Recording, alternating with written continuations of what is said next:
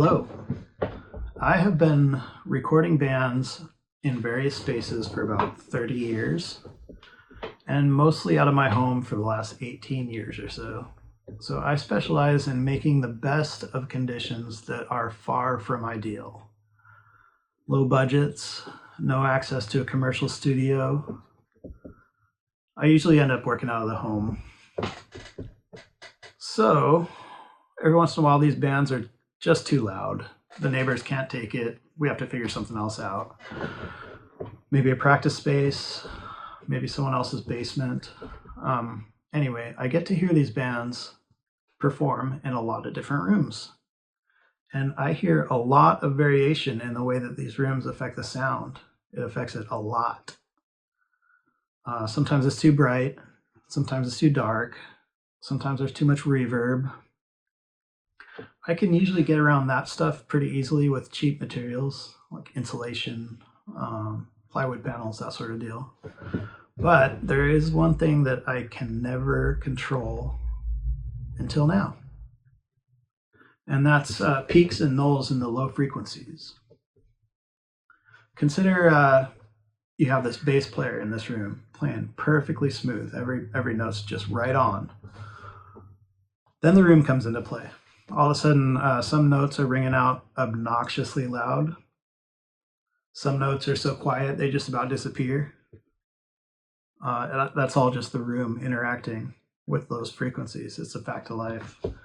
So there are ways you can control it, traditionally with really huge and really heavy panels. The drawback, obviously, is that they're huge and they're heavy. For me, anyway, because I work in a lot of different places. I need to move stuff around a lot. So that's where these guys come into play. These are cubes from Acoustic Fields. They're bass absorbers. They are 1 cubic foot, and one of these weighs about 40 pounds. It's manageable. I can move it around in a room. I can lift it in out of a car and pack it up when I'm done pretty easily. Now, I'm not going to be able to do that with the 250-pound panel, a 3-foot by 5-foot panel. Even with helps, it's going to be impossible sometimes. But with these, no matter what room I'm in, I can build a custom solution to absorb the problem frequencies all by myself. That's huge for me. And why is it huge for me? Consider a band playing in a room that sucks. Awful sound. Well, you can equalize it.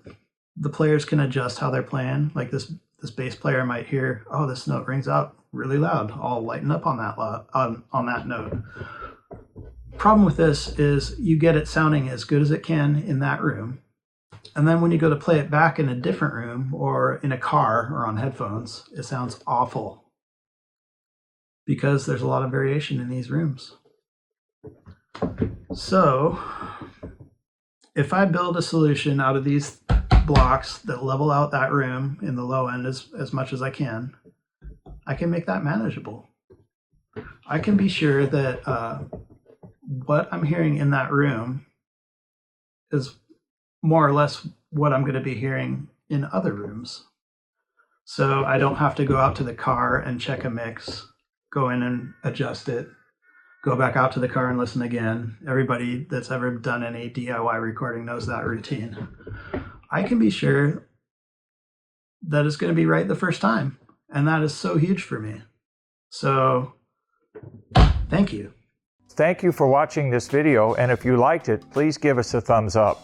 We also have a newsletter that you can subscribe to, so please do that because we offer special price discounts to only those on our newsletter.